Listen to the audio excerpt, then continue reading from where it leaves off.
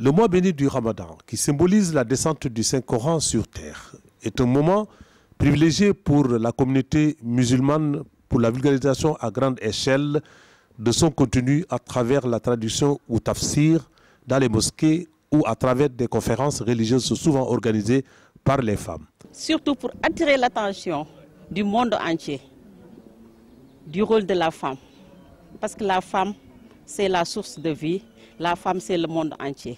Donc, il nous arrive des fois d'attirer l'attention de toute la population, tout le monde entier, pour qu'ils prennent à nouveau en considération la femme dans notre société.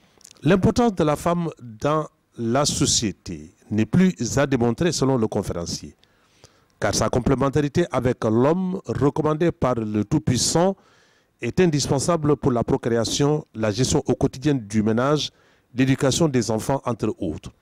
Selon Oustaz Irandaou, qui se désole de ce qu'il convient d'appeler la démission des hommes, ce sont les femmes qui s'activent sur tous les fronts de Diamniadio à Kaolack et de Pout à Saint-Louis. C'est pourquoi le choix de deux marraines modèles n'est pas fortuit. Thème très pertinent et d'actualité. C'est un thème qui ne sera jamais dépassé. L'importance de la femme dans la société. On a l'habitude d'entendre les connaisseurs dire que quand on éduque une femme, on éduque toute une société. Donc un thème ne peut pas être plus important que celui qui a été choisi par l'association des femmes de l'ISRA. C'est vraiment d'avoir le sens du travail, surtout de l'abnégation dans le travail. Nous, de notre temps, vraiment, il n'y a que le travail qui primait.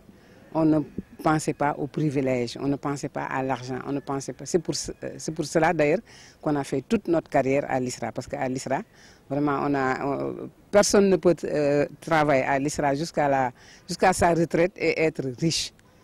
Donc on a mis au devant l'abnégation. Cette deuxième édition de la conférence qui a ciblé encore la femme a été rehaussée par la présence du directeur général Dr Alioune Fall et du parrain le professeur Ngagne Sène, PCA. On sera tout à fait fier qui a fait d'excellents résultats et nous avons vraiment participé de manière très efficace au développement agricole. Et cela nous le devons également à nos femmes. Et le DG l'a dit tout à l'heure, elles sont actuellement dans des directions. Et depuis qu'elles ont commencé à occuper des directions, nous avons vu ISRA évoluer de manière extrêmement positive. AFISRA a en perspective d'autres activités sociales, notamment la seconde édition de la randonnée pédestre et entre autres.